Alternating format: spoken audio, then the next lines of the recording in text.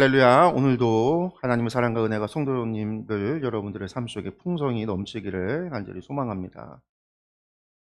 여러분들 세상에 종교가 참 많잖아요. 그 모든 종교에는요, 공통점이 있습니다. 그 어떤 것이 있을까요? 자신들이 믿는 신을 향한 경배하는 게 있겠죠. 그것이 예배 형식이 되었던 혹은 다른 형태의 모습이나 제사가 되었던 신을 경배하는 것은요, 동일합니다. 또 뭐가 있을까요? 또 다른 것이 또 있을 수 있지만 빠지지 않는 것 가운데 하나가 있다면 그게 기도예요. 모든 종교에는요, 기도라는 것이 있어요. 자신이 믿는 신에게 무엇인가를 요구하는 거죠. 도움을 구하거나 복을 구하거나 구원을 구하거나 어떤 문제를 해결받기를 원하거나 또 무엇인가를 신에게 구하는 행위로 이러한 기도가 다 있다라는 거예요. 우리도 기도를 합니다. 근데 그 기도가 방금 말씀드렸듯이 세상의 종교와 다를 바가 없어 보이기도 하죠.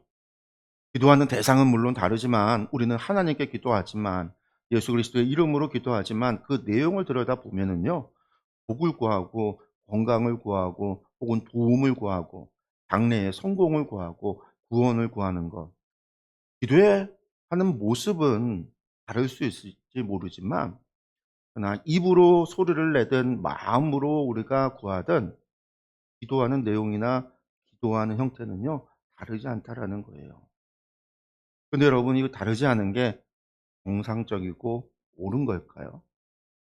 우리는 세상으로부터 구별되어야 한다라고 했잖아요. 그것이 바로 카도시, 구별이고 거룩이라고 그랬습니다. 우리가 지난 몇 주 동안 우리는 예수님께서 말씀하신 제자도에 대한 말씀을 들었어요. 이 제자도의 핵심도 카도시인 거죠. 거룩이고 구별입니다. 세상과의 구별인 거죠.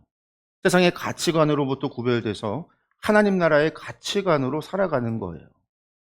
그래서 주님을 따라 머리 둘 곳 없지만 그럼에도 주님을 따르는 것이고요. 등기를 들고 뒤돌아보지 않는 삶을 사는 거예요. 세상과 구별된 그리스도인은 이처럼 머리 둘 곳 없는 좁은 길을 가야 하고 세상의 모든 미련을 뒤로하고 쟁기를 잡고 앞으로 나아가야 합니다. 누가 큰 자인지 세상의 성공 가치관을 따르는 것이 아니라 가장 작은 자를 영접하는 하나님 나라의 가치관으로 살아가야 하는 거죠. 마르다처럼 세상이 정한 가치 안에서 분주함에 매여서 사는 것이 아니라 그 경계를 넘어 가장 좋은 편을 택하는 것이 바로 제자됨의 본질이라고 했습니다. 그렇다면 여러분들 기도도 그렇지 않을까요? 세상과 구별된 제자들의 기도는요, 세상 사람들의 기도와 세상 신을 믿고 우상을 섬기는 자들의 기도와 구별되어야 하는 것이 아닐까요? 그리스도의 강구하는 기도가 세상의 가치관을 따라서 똑같이 한다라고 한다면 그것은 잘못된 것이 아니겠습니까? 세상의 가치관이 아니라 하나님 나라의 가치관으로 살아가는 사람은 그 기도에 있어서도 세상의 가치관을 따라 기도하는 것이 아니라 하나님 나라의 가치관을 따라서 기도해야 합니다. 왜? 가치 있는 것을 여기는 그것이 다르니까요. 그가 추구하는 가치가 다르니까요. 내가 원하고 추구하고 따르는 가치가 다른데 기도가 똑같을 수는 없다라는 거예요. 그렇기 때문에 기도에 있어서도 우리는요, 세상 사람들과 구별되어야 합니다. 여러분들 기도도 하도시 세상과 구별한 그렇게 해야 된다라는 거죠. 그러면 여러분들 세상 사람들의 기도와 구별되는 기도는 무엇이고 어떻게 해야 할까요? 지금까지 제자도에 대해서 가르치신 예수님께서는요. 이 제자의 삶을 살아가야 하는 우리에게 어떻게 그 힘을 얻고 살아갈 힘을 얻고 어디에 우리가 집중해야 하는지를 가르쳐 줍니다. 바로 이 기도에 대해서 말씀하면서 이것에 대해서 오늘 말씀하고 있어요. 주의 제자들이 예수님께 주여 요한이 자기 제자들에게 가르친 것과 같이 우리에게도 기도를 가르쳐 주십시오. 이렇게 요청을 합니다. 이때 예수님은요, 기도의 내용, 이렇게 기도하라. 기도의 내용뿐만이 아니라 기도의 가장 중요한 본질을 가르쳐 주세요. 그런데 그 본질이 뭐냐면요, 한마디로 하나님을 아버지로 부르는 것에서 시작해서 그 아버지의 가장 좋은 선물로 완성이 됩니다. 우리는 오늘 이 말씀을 통해서 하나님을 아버지로 부르도록 가르치신 예수님의 의도와 그 의미가 우리 제자도의 삶에 어떻게 적용되어지는지에 대해서 함께 좀 살펴보려고 합니다. 오늘 말씀에는요, 크게 세 가지 이야기가 담겨 있어요. 세 가지 이야기. 우리는 이것들을요, 다 띄워놓고 봤어요. 이 세 개를요, 크게는 네 개로까지 띄워놓고 구분해서 보는데, 오늘 말씀은 이렇게 구분해서 봐서는 되는 말이 아니에요. 함께 읽을 때, 함께 볼 때 정확한 의미가 우리에게 전해집니다. 먼저 1절에서 4절의 말씀을 한번 보도록 하겠습니다. 예수께서 한 곳에서 기도하시고 마치심에 제자 중 하나가 여짜오되 주여 요한이 자기 제자들에게 기도를 가르친 것과 같이 우리에게도 가르쳐 주옵소서. 예수께서 이르시되 너희는 기도할 때 이렇게 하라. 아버지의 이름이 거룩히 여김을 받으시오며 나라가 임하시오며 우리에게 날마다 일용할 양식을 주시옵고 우리가 우리에게 죄 지은 모든 사람을 용서하오니 우리 죄도 사하여 주시옵고 우리를 시험에 들게 하지 마시옵소서 하라. 예수님은요, 기도를 가르치시면서 너희는 기도할 때 이렇게 하라. 그러면서 아버지여 이렇게 시작을 하고 있어요. 우리가 주기도문이라고 하는 그 기도문이에요. 물론 우리가 예배 때 사용하는 기도문과는 조금 차이가 있죠. 우리가 예배 때 사용하는 것은 마태복음에 기록된 기도문을 가지고 예배용으로 사용하고 있어요. 누가복음은요, 그것과 좀 다르게 지금 기록하고 있어요. 이것은 어떤 의미가 있냐면 사도 누가가 특별한 의도를 가지고 이렇게 기록을 했다라는 거예요. 사도 누가가 전하고자 하는 의도가 따로 있다라는 거죠. 요 기도문 속에. 그리고 이 기도문과 이어지는 말씀 속에서. 사도 누가의 주기도문은요, 시작하면서 어떻게 시작했냐? 아버지여라고 하나님을 아버지로 부르면서 시작을 합니다. 특별히 하나님을 아버지로 불러야 한다라고 가르치고 있는 거예요. 그런데 이 아버지라는 호칭은요, 아랍어로는요, 아빠예요, 아빠. 아빠. 예수님도 십자가에 달려있을 때 아빠, 아버지요. 그렇게 부르는데, 이때 아빠라고 하는 게 아람어예요, 아람어로. 근데 이것은 단순히 종교적인 호칭이 아니라 그냥 일반적으로 어린 자녀들이 부모를 부를 때 사용하는 말이에요. 우리나라에서는 아빠라고 하는, 아버지보다는 어린 자녀들이 아빠라고 부르듯.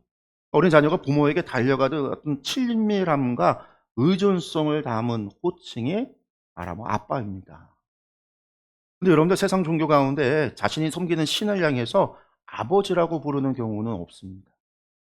특별히 그런 호칭이 허락된 것은요, 신의 아들로 여김을 받는 특별한 존재들에게만 허락된 거예요.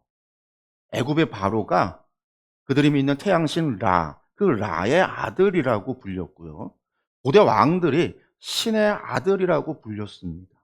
우리가 잘 아는 그리스 종교 같은 경우에는 신의 아들로 태어난 영웅들이 있잖아요. 그런 사람들이 신의 아들이라 불리는 거죠. 그리고 예수님이 살아가던 이 로마 시대에는요, 로마의 황제를 신의 아들이라고 불렀어요. 그러니까 신을 향해서 내가 아버지라 부르는 것은요, 자신이 바로 신의 아들 되어졌다라고 하는 것과 같은 이야기고요. 이것은 자신이 왕이다라고 선포하는 것과 다르지 않은 거예요. 이건 반역인 거죠. 그래서 예수님께서 재판받으실 때에도요, 예수님의 죄목이 뭐였어요? 하나님의 아들이라고 신성모독을 했다라는 거였습니다. 그런데 예수님께서는요, 제자들에게 기도를 가르치면서 하나님을 아버지라고, 아빠라고 부르라고 가르치고 있어요. 아람어 아빠. 실제 어린 자녀들이 아빠를 부르는 호칭으로서 하나님을 그렇게 친밀함을 가지고 하나님을 불러라. 그렇게 하나님께 기도하고 그렇게 하나님과 관계를 설정하고 그 하나님께 나아가야 된다라는 거예요.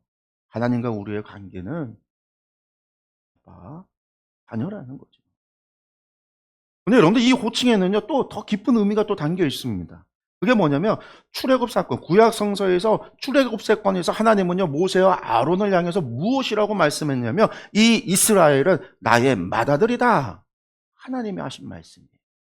그러므로 내 백성을 애굽의 바로에게 가서 선포하라고 하셨던 하나님의 말씀입니다.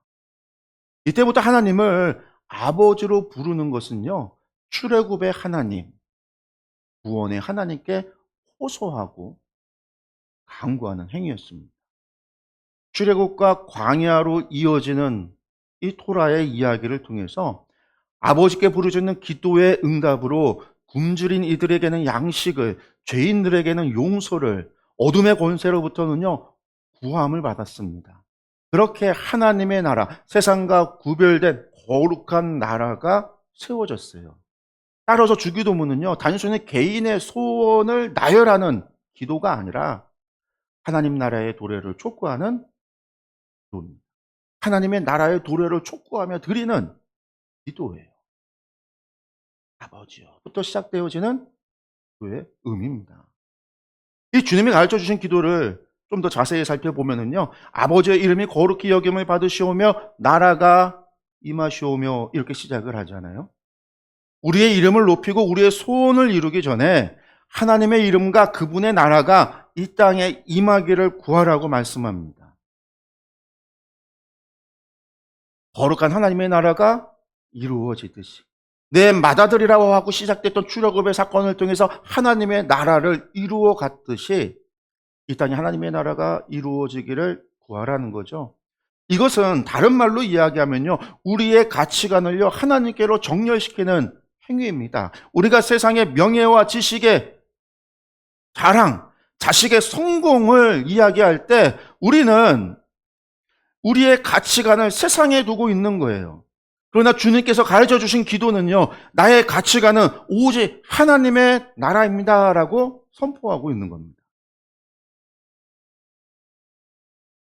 다음으로 우리에게 날마다 일용할 양식을 주시옵고 우리가 우리에게 죄 지은 모든 사람을 용서하오니 우리 죄도 사하여 주시옵고 우리를 시험에 들게 하지 마시옵소서라고 기도 가르쳐 주고 있습니다. 이 기도에는요 그리스도인이 제자가 이 세상에서 거룩하게 살아가고 제자로서 세상과 구별되게 살아가며 맡은 바 소명을 감당할 때 우리에게 필요한 그 제자에게 필요한 세 가지를 가르쳐 주고 있는 거예요.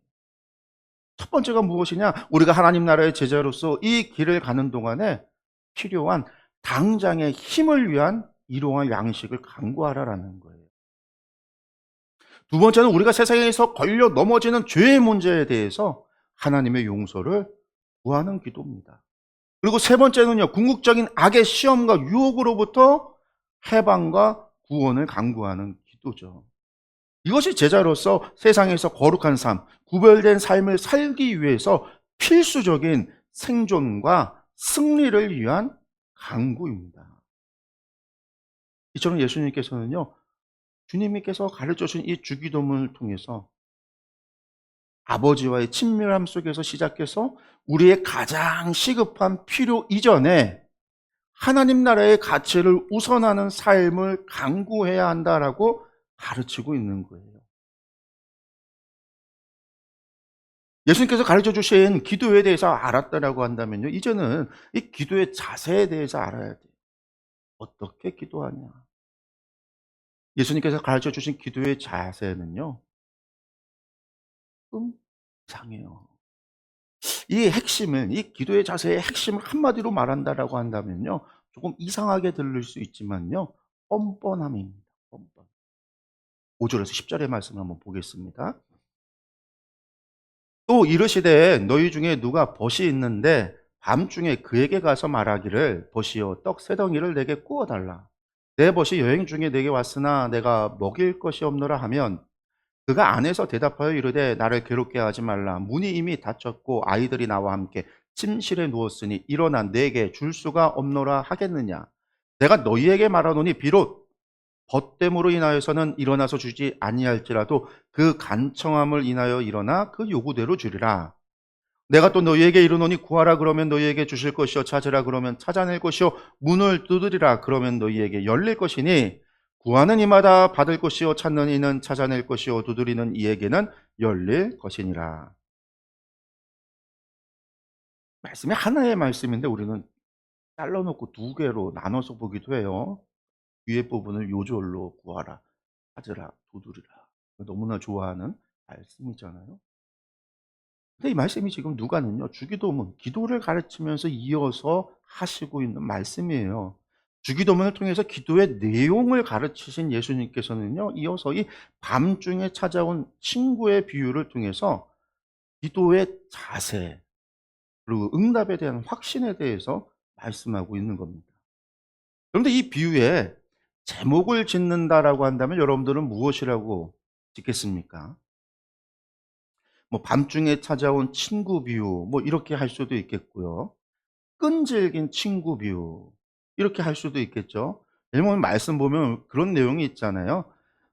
어, 8절 말씀에 너희가 말한 벗됨으로 인해서 일어나서 주지 아니할지라도, 그렇게 주는 사람도 있겠지만 친구가 찾아왔으니까 안 줘도 그 간청함으로 계속 두들기면 시끄럽고 귀찮아서라도 그 요구를 들어주지 않겠느냐, 이런 말씀을 하신단 말이에요.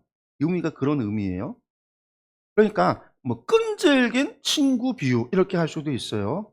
근데 이 말씀을 조금 제목을 좀 재미있게 짓는다라고 한다면 성가시게 졸라대는 친구 비유, 이렇게도 할 수 있겠죠. 성가시게 졸라대는.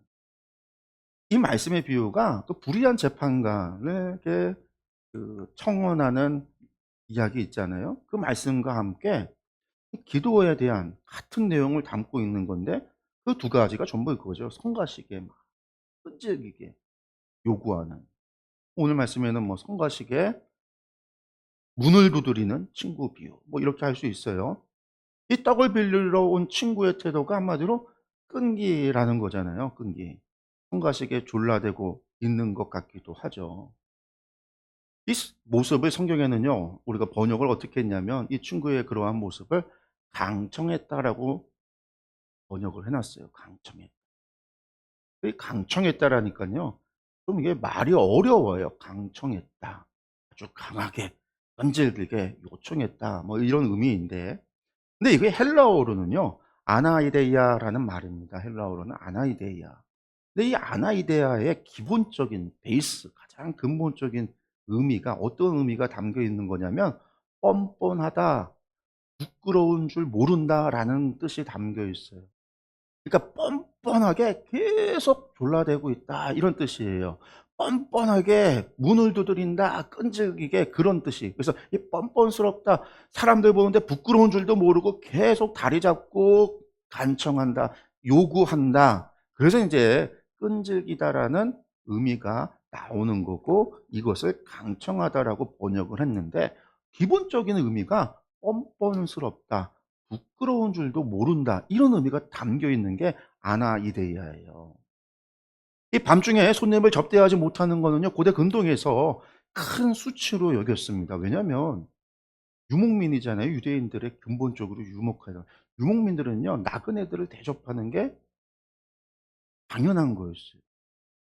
왜냐면 자신들도 나그네의 인생을 살기 때문에, 왜냐하면 유목을 하기 위해 떠돌이기 때문에 나그네들을 접대하는 거. 그래서 우리 아브라함이 여행객도 나그네들을 접대하다 하나님을 접대하잖아요. 그래서 복을 받았단 말이에요. 그래서 그들은요, 나그네들, 여행객들, 자신의 집에 밤에 찾아오는 이들을요, 잘 접대해야만 복을 받는다라고 생각을 하고, 그것이 당연한 거예요. 근데 그런 사람들을 접대하지 못했다, 이건 당시에는 수치인 거예요. 이 친구는요, 자신의 수치스러운 이 상황을 모면하기 위해서 이웃을 깨우는데 주저하지 않았단 말이에요. 그리고 잠자리에 누웠던 친구는요, 그 친구의 뻔뻔함, 한밤중에 이미 잠들었을 텐데 불 다 꺼졌는데도 와서 문을 두드리면서 먹을 것 좀 달라고. 그 이유가 내가 배고파서가 아니라 내가 밤중에 온 손님 대접해야 되는데 내가 대접하지 못하면 내가 수치스러우니까,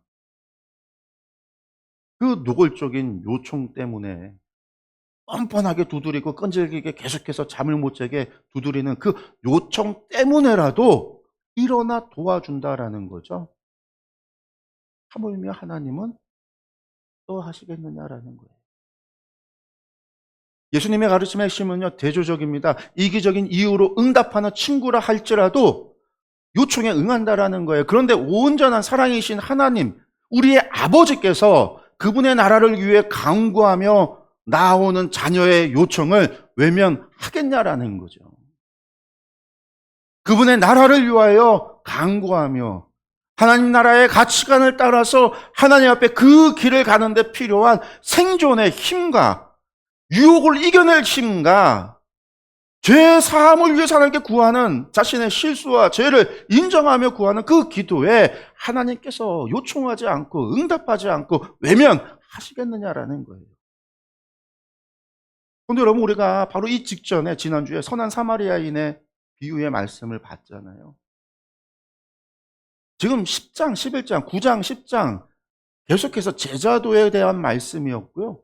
11장에서 그 제자도의 삶을 살아가는 그들이 어떻게 기도하고 어떤 자세로 하나님 앞에 간구해야 되는가를 가르치고 있어요. 그러니까 이것도 제자도의 흐름에서 끊겨지는 이야기가 아니에요. 그 흐름 가운데 있는 이야기예요. 근데 이 직전에 사마리아인의 비유를 통해서 우리가 행해야 될 긍휼이 무엇인지를 우리는 봤어요. 그게 뭐예요? 세상의 기준을 넘어 이웃을 사랑하는 제자의 삶을 살기로 결단을 했다라고 한다면, 우리의 기도는 누가 나의 이웃인가를 따지는 율법교사의 지식에 갇혀 있어서는 안 된다라고 했잖아요. 우리의 기도가 세상의 가치관을 따라서 선을 긋고 경계를 나누면서 그 안에서만 세상의 가치를 추구하며 기도하면 안 된다라는 거예요. 그 경계를 넘어서는 삶을 살기로 결단하는 자들의 기도, 그렇게 그 기도로 하나님 앞에 간구하려고 하는 사람들은요, 그 기도 역시 경계를 넘어서야 한다라는 거예요. 이 경계를 넘어선 기도를 한마디로 얘기한다면요, 원수를 사랑하라. 원수는요, 내 경계 안에 있는 사람이 아니에요. 경계 밖에 있는 사람이에요. 그렇게 이야기할 수 있는. 그러한 기도를 하는 사람에게 예수님은요, 아버지의 사랑에 대한 확신을 가지고 구하고 찾고 두드리라라고 말씀하고 계신 겁니다. 도움이 필요한 자의 이웃이 되어주기 위하여 성도의 기도는요, 머뭇거림이 아니라 아버지의 사랑에 대한 확신을 가지고 구하고 찾고 두드리는 뻔뻔함이 있어야 된다라는 이야기예요. 나의 욕구를 충족하기 위한 뻔뻔함이 아니라, 공부도 하나도 하지 않고 하나님 저 시험 잘 보게 해주세요, 이런 뻔뻔함이 아니라 이웃의 경계를 넘어서서 하나님의 나라를 위해서 아버지의 뜻을 이루기 위해서 뻔뻔함을 가지고 기도해야 된다라는 거예요.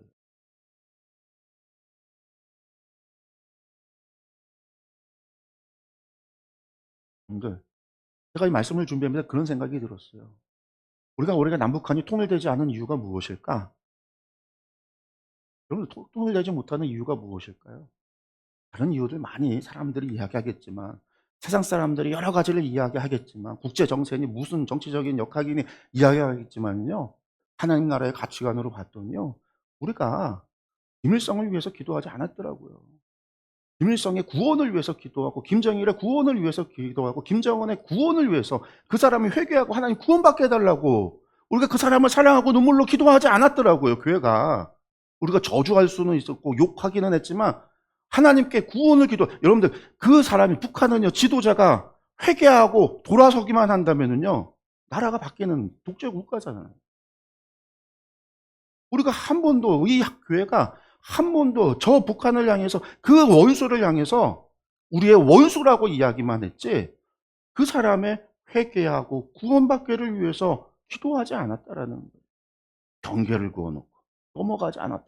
아, 저거 나쁜 놈이잖아요. 죄인이잖아요. 맞아요. 죄인 맞아요. 나쁜 놈 맞아요. 그런데 나쁜 놈을 위해서 하나님 앞에 뻔뻔함으로 기도하라는 거예요, 하나님은.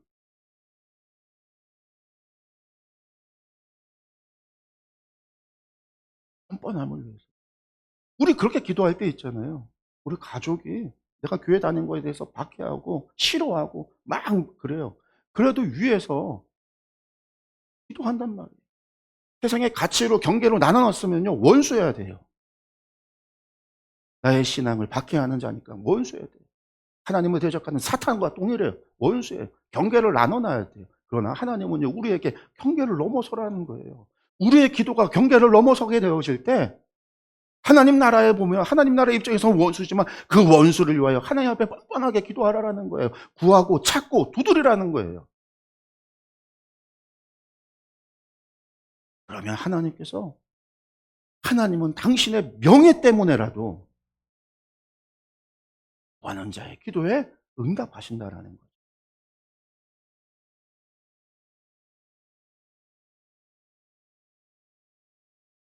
이제 하나님의 말씀이, 예수님의 가르침이 클라이막스 마지막 세 번째 가장 중요한 이야기로 넘어갑니다. 이 마지막 가르침을 하면서요, 다시 한번 아버지라고 하는 개념으로 돌아옵니다. 11절에서 13절의 말씀입니다.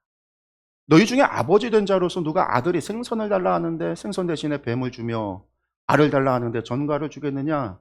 너희가 악할지라도 좋은 것을 자식에게 줄 줄 알거든 하물며 너희 하늘아버지께서 구하는 자에게 성령을 주시지 않겠느냐 하시니라. 비록 우리가 악할지라도 육신의 아버지들은요, 자녀에게 가장 좋은 것을 주려 합니다. 생선 대신에 뱀을 주는 아버지는 없어요. 알 대신에 전갈을 주어 자녀를 해치는 아버지도 없습니다. 이것은 하나님의 선하심을 확증하는 마지막 비교예요. 그리고 예수님은요, 이 비교의 결론으로 가장 중요한 약속을 말씀합니다. 뭐예요? 하물며 너희 하늘아버지께서 구하는 자에게 성령을 주시지 않겠느냐. 여러분들, 기도의 응답의 궁극적인 선물은요, 떡 세 덩이나 생선이 아니에요. 그것은 바로 성령입니다. 성령이 무엇입니까? 성령님은 어떤 분이세요? 성령은 우리가 하나님 나라의 제자도의 길을 걸을 수 있도록 우리에게 보내주신 가장 좋은 목자이시고 인도자예요. 또한 동행자예요. 가장 좋은 능력입니다. 주님이 가르쳐 주신 기도에서 우리를 시험에 들게 하지 마옵소서라고 했듯이 이 세상의 시험과 악의 권세는 우리의 힘으로 이길 수 없습니다. 그러나 성령님은요, 바로 이 죄의 유혹으로부터, 죄의 시험으로부터 우리를 건져내어 해방시키시는 아버지의 권능이자 하나님 나라의 생명력 그 자체입니다. 또한 성령은요, 우리가 세상의 분주함에서 벗어나 말씀에 집중할 수 있도록 이끄는 힘이 되어 주십니다. 우리가 참된 기쁨, 그 하늘의 이름이 기록된 기쁨을 누리며 세상의 유혹과 악의 권세를 이길 수 있도록 하시는 권능이에요. 우리가 율법교세의 지식이 아닌 국률의 마음으로 경계를 넘어가 원수까지 사랑할 수 있는, 그 이웃을 사랑하고 실천할 수 있도록 주시는 하나님의 마음입니다. 우리가 하나님을 아버지로 부를 수 있게 된 것, 그리고 그분께 뻔뻔하게 우리가 구할 수 있는 담대함은요, 모두 예수 그리스도 안에 우리에게 주어진 특권입니다. 그리고 그 특권에 대한 아버지의 응답은요, 우리의 구체적인 필요를 채워주심을 넘어서 우리를 하나님 나라의 백성답게 살아갈 수 있도록 하시는 성령님을 선물로 보내주신 거예요. 사랑하는 성도 여러분, 기도라는 것은요, 우리의 소원을 아뢰는 그러한 수준을 넘어 하나님의 나라, 그 하나님 나라의 가치를 우리 삶에 실현시키시는, 실현하는 아버지와의 연합입니다. 우리의 삶을 돌아봅시다. 우리는 과연 하나님을 아버지로 부르면서 그분의 이름과 나라를 위하여 살고 있습니다. 우리의 기도가 여전히 세상의 가치관에 머물러 있지는 않습니까? 이제 우리는 이 말씀을 붙잡고 다시 기도의 자리로 나가야 합니다. 친밀함과 확신을 가지고 하나님을 아버지로 부르십시오. 세상의 시선에 갇히지 말고 하나님의 나라의 가치를 위해서 뻔뻔하게 하나님께 간구하십시오. 그리고 구체적인 필요를 넘어 우리를 이 급진적인 제자도의 삶으로 인도할 가장 좋은 선물, 성령님을 간절히 구하십시오. 하나님께서는 반드시 우리에게 성령님을 보내주셨습니다. 우리가 날마다 하나님 나라를 이루어가는 충성된 제자로 살아갈 수 있도록 힘을 주실 겁니다. 여러분들, 이 약속을 믿고 기도의 특권을 누리는 저와 모든 성도 여러분들이 되시기를 주님의 이름으로 축원합니다. 기도하겠습니다.